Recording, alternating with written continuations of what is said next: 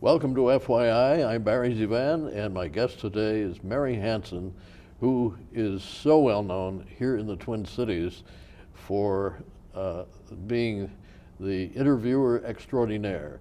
I was lucky enough to be interviewed on Mary's show a year or two ago, and it was a joy. And what a joy to have you, Mary. Welcome. Well, it's great to be here. It's a little unusual feeling to be sitting in the interviewee seat. Of course. But yes. it feels fun. Oh, I'll try to be gentle and kind. You better be. Mary, people are interested in how, first of all, you've been on Twin Cities Public Television for 22 years now, Right. and on other television here in the Twin Cities. Which outlet is that? Well, on several others, MTN, and that's where we tape, as you know, SPNN, packed up in Duluth Superior. And it's been 37 years on cable, 22 on public. Oh, good. How did you do? You're only 41 years old. How did you get that? He knows how to flatter the guests, right? Well, how did it all begin? Well, it's a fun story. People tell me, I think it's interesting. I was a social worker, got my master's in social work here at the U. I was doing consulting work as a social worker. Went to a lecture at the U.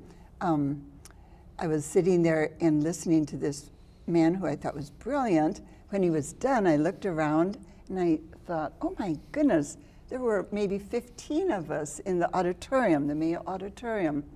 And I just took note of that. I left there, drove out to a place I was consulting out in the southern suburbs, New Prague area. And on the way out, there's a little radio station, KCHK. And as I was driving that day, I had one of those spur of the moment, light bulb moments where I thought, I'm going to stop here at this radio station. And I'm formulating my thoughts as I'm pulling in. And I'm going to see if they might like to have me interview people like that brilliant professor I just heard. Mm-hmm. And I literally had not thought about it until, that very moment. So I walk in, is the manager here? Do you have an appointment? No, I don't, but I have an idea. She said, well, I'll see if he'll see you. And he said, the manager, sure, bring her in. So I said, I have an idea. I would love to interview well-known smart people like a man I just heard, and would you like a radio show with that kind of theme? And he sat and thought for a minute, and he said, we've been thinking about doing something for the community. This would fit the bill. But he said, you better find a sponsor. And I thought later, perhaps he thought, well, this will slow her down and, kind of cool her jets. So I wasn't deterred, though, and I went right out to the place I was consulting and asked to speak with the administrator and said, how would you like to underwrite or sponsor a radio show? And he said, very similar thing. He said, we'd like to do that because we want to do something for the community, and this would fit the bill. So they both had kind of a similar mood about it. So I drove home that night thinking, oh my goodness, what have I gotten into? Excuse me. So I bought a very, very good tape recorder and started calling people that I was interested in interviewing. And I found that people did not say no. And I realized that when you talk with people and invite them to talk about their passion or their profession, their book, their project, they're willing to do that, even with a stranger. So that started as a radio show that was, a modest little thing, but it grew, and they kept giving me longer time periods for the show. And then someone said to me, you should really take this idea further. And I wasn't feeling a need to do that, but kind of got pushed along by friends and relatives.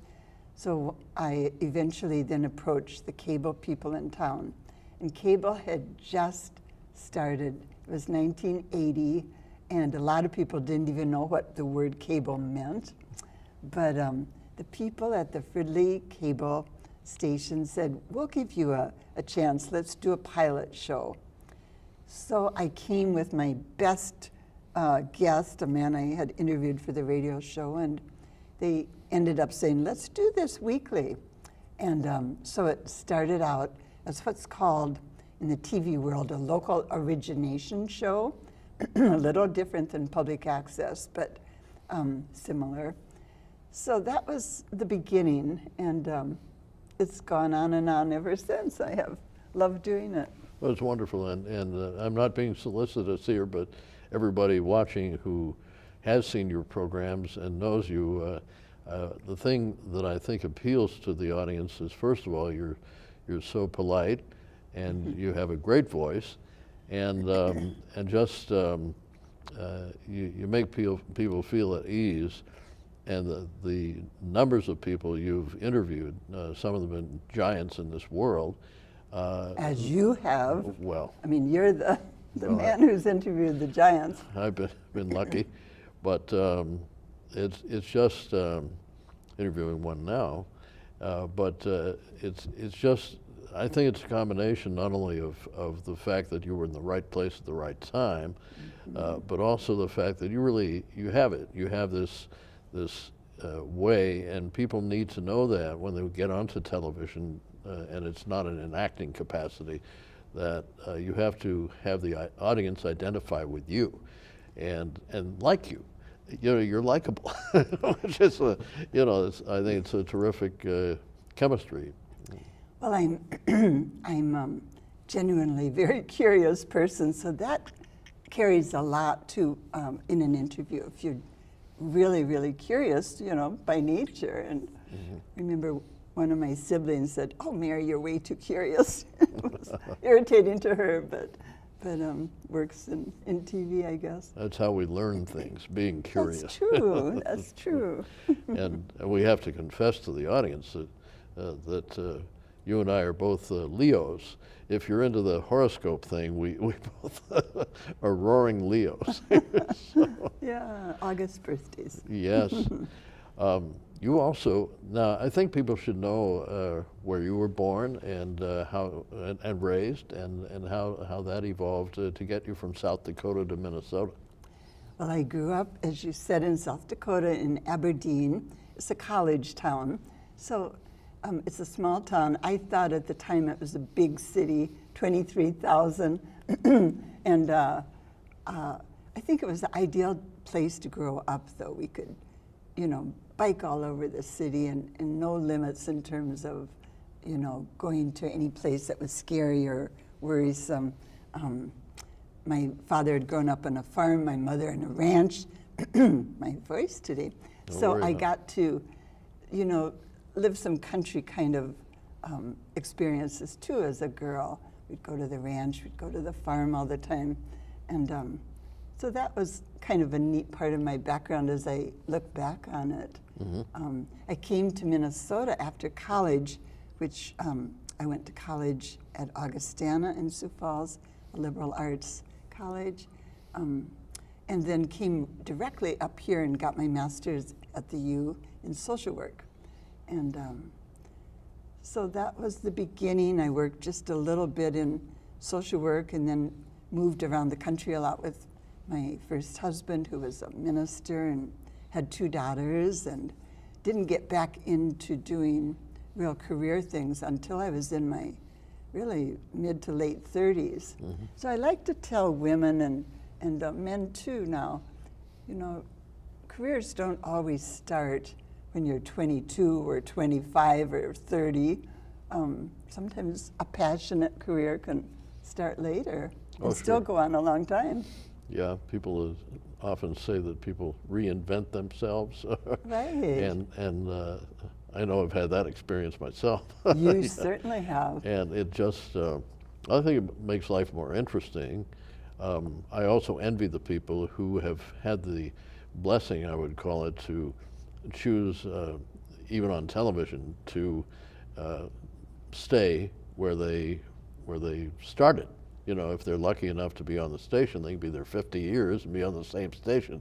And there's a great security factor in that because this can be a very insecure business too. As an independent producer, I've never had security per se, but I've had perseverance, and that counts for a lot too, I think, with any job, don't you? Oh, you yeah. know, just being willing to do the hard work. And I had a producer at one of the big TV stations here talk to me when I was about 40, and he said, you know, your days in television are pretty limited now since you've turned 40. And I remember being surprised, and now I look back and I think, oh, he didn't know, did he? Women are able to carry on, and men also. Well, these days, that would be a suable offense, in my opinion. Yeah. It's so interesting not to dive in here briefly, but all the geniuses who have told people who eventually made it pretty big, I always wonder what they felt. Burt Reynolds and Clint Eastwood were two examples. They were told they would never make it in the business, ever. And hello. Hello, right? I hope you're watching, you know, whoever you are. Right. And the sad part, in my opinion, is the egos of the people who make the hiring decisions, et cetera, et cetera. They don't look a little deeper. I remember in my own career in Las Vegas, when the first station at which I was there was owned by Howard Hughes eventually, and I worked for him, and they were wonderful to me. But the boss before Hughes, he took a chance on me, doing the weather as I had done it and some talk shows. And he told me several months after I'd been hired and things were going well, he said, you know, everybody urged me to fire you because you were so different. And you brought humor to the set, which was unique at that time. And he said, I'm glad I didn't. I'm glad I didn't. And yeah, God bless. I eventually, of course, quit Hughes to go to the ABC station there, but it was a nice quitting. It was no animosity. But to have somebody admit that somebody had told them to fire you and they decided, no, I'm not going to fire you. So sorry for the interjection here. I know you've also got a great David Letterman story in terms of work and weather reporting, but. Yeah, it's been quite a life. Now, for all the people, have you ever tallied the exact number of people you've interviewed? You know, I haven't tallied it, but you can do the math roughly. You know, we do about 45 shows a year now, and what adds to it a lot is that I've also hosted some other shows, and for 14 years I hosted a children's show at Abbott Northwestern and Children's Hospital. It was a live 1-hour children's show for the children in the hospital, and that was a unique experience.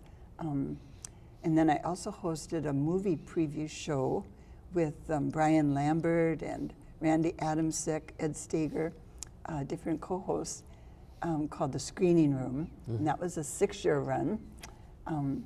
So you add those shows in too, and it's way up in many, many thousand people, I think. Yeah. Because some shows we have several guests, you know, 2 or 3 or once in a while 4.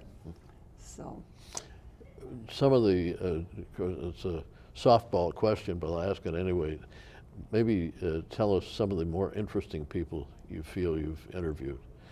You know, some of the most interesting aren't real well known, but one of the most real well known persons that I found fascinating was Milos Forman, who is the man who directed Amadeus and One Flew Over the Cuckoo's Nest, Academy Award winning, you know, director.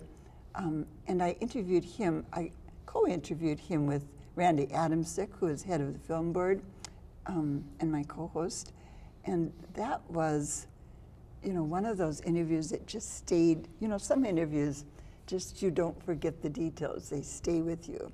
And he told about riding on a train to Prague to start Amadeus, remembering how his parents had been taken to concentration camps. And as he talked, we were just brought into his life, you know, in a very, very real way. I also loved an interview I did with Elmer Anderson, the former governor, and he was at the very end of his life, and after we were done, he said, "Mary, let's do another interview." And we had one scheduled, and then he died. But he was blind at the time, in a wheelchair, and still he was vibrant and intellectually strong and interested in everything going on. And it was inspiring to see that in spite of horrible losses and limitations, he still was so engaged with life. Yeah. So that was a neat interview. I've loved my interviews with people like Will Steger and Ann Bancroft, who have taken kind of the push to educate and inform us about environmental things via their travels and expeditions and adventures. And that's been inspiring too for me, because I just have a strong feeling that we all need to do something more about our environment and its issues. Yeah. Did you ever follow through on people like Will, especially, to go up to Ely and see where he You know, hangs out? I've not gone up to it. He's got a new retreat center up there that he's just completing, and his goal is to bring in leaders from around the world to brainstorm about what we can do. I've not gone up there, but I should do it, and I would love to do that. I know Don Shelby, who's a good friend of his, has done that. Yeah, And, Don's been a guest on our show I too. know. Yeah. I know. Good So, man. Yeah. Good man. Yeah. Yeah, I You was. do get to be friends with some of the people you interview, don't you? And that's Yeah. a really nice, rewarding part of the job.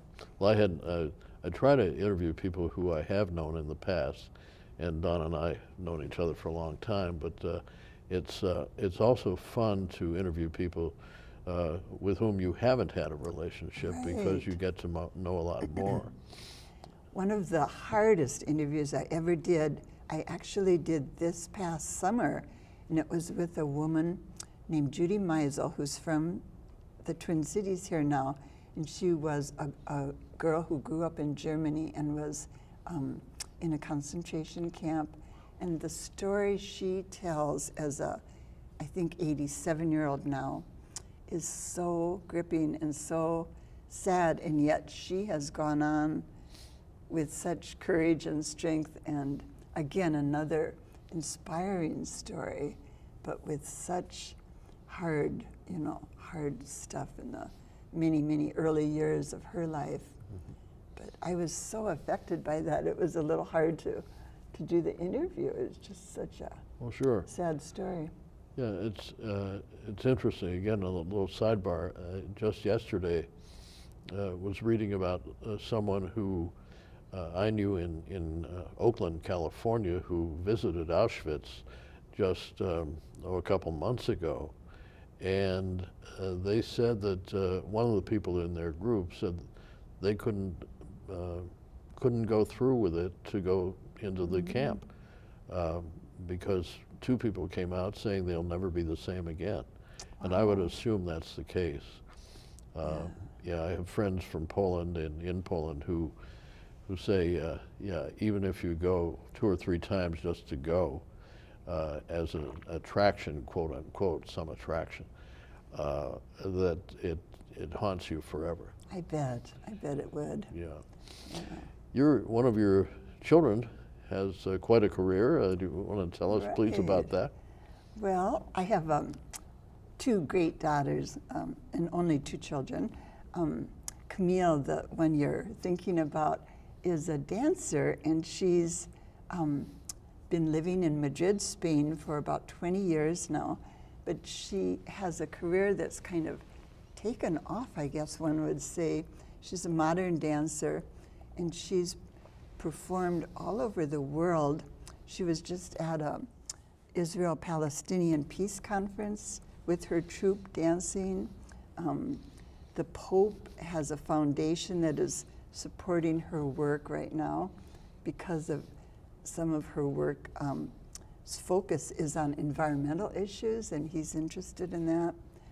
She performed at Lincoln Center a year and a half ago, and Stanford, and so I'm very excited about her career. She went to Madrid with $200 in her pocket and very minimal Spanish, and now she performs and teaches and choreographs and is fluent, of course, in Spanish and well known in the dance world. So, oh, that's wonderful. it's Congratulations. Yeah, it's exciting. Must make you very proud. I am proud, yeah. Yeah. Will we ever get to see her dance here in the Twin Cities? Well, I've been telling her she needs to talk to the Walker and get on their stage, and I hope she will. It's expensive to bring a troupe, though, and she usually performs with 5 or 6 other people, and lighting designer and a videographer, et cetera, et cetera. So she'll need to get a grant or an invite that's big enough to bring the others along with her, but that'd be great. Well, I hope they do. They should. I should run some interference for her. Absolutely. I mean, you're well known in the area, and you. Yeah, I haven't done that. Hit them over the head. Yeah, reverting back to your early days in social work, do you feel, first of all, do you keep up with what's happening in the Times these days in that field? And do you feel, if you have, that things have changed, our culture has changed quite a bit? That's a big question, Barry. I do keep up because I am still doing, 1 day a week, I do some social work consulting. And so I keep my foot in the door. And there's actually a lot of things from the world of social work that transfer into good television programs. You know, I did a series with a psychiatrist here in town, Jim Jordan, on depression, and then another series with Jim on depression and suicide, and that's been translated into Spanish now. But yes, I do keep up with social work issues, and it has changed a lot. I think we're more aware than we were when I was back in grad school about how everything is interrelated. The mind, the body, we can't separate out, and how we are also dependent on each other in the community too, and the intra and interdependence. So, Do you think things have changed culturally enough that there's more, there are more people who are suffering from depression or bad things happening to the mind? you know, it seems like more people are dealing with anxiety and depression to me. I'm not sure, you know, years ago we didn't use those words, and people would say I had a nervous breakdown, or I, you know, I just couldn't go on. But I think that the times we're in too are more stressful, probably, because of the fact that we're so aware of what's going on all over the world. And I think when I was growing up, we didn't know what was even going on in Minnesota. You know, it was very insular. And I think with social media and CNN and news coming from all over the world, and just information overload too. I mean, don't you feel it's impossible to keep up with everything, and we're inundated with so much. So I think that does cause stress and anxiety and depression. So best thing is to live on the desert and have no electricity. Just live the simple life. That's right. It's odd because yesterday I was giving a talk at Bloomington Jefferson High School about show business and some other things like that. But then the questions from the kids reflected almost what you just said regarding the fact that there's too much information too fast all the time. And it's nice to be informed, but to have it bombarding you 24 hours a day. Yeah. It's a little scary. Do you have any advice for people to cope with that? You know, I often say to my daughters and to myself, one thing at a time, and try to just focus on what's in front of me right now, what I have to do right now, today, try to prioritize, even sometimes clear the desk so that I don't have, 6 different piles of projects kind of visually calling my name. Mm-hmm. That's such a simple thing, but I also think I taught some classes on stress management some years ago as a side thing, and the idea of talking to ourselves in a positive way rather than saying, oh my gosh, the traffic was terrible, I'm going to be late. Say, well, I'll just, call ahead and tell them I'm on the way and it'll have to, work out. I can't change this. I mean, just sometimes that self-talk can calm a person down, and we can also, make ourselves more stressed by saying, oh my gosh, this isn't going to work, So it's some of the simple things still work, I think. Great advice. Great advice. Yeah. You should start a new series now, Mary. On Really? dealing with stress. Absolutely. That's a good Yes. idea, Barry. Yes. Yeah. CCX, are you listening out there? Yeah, it really, I think, would let people know that you know a lot about other things than interviewing.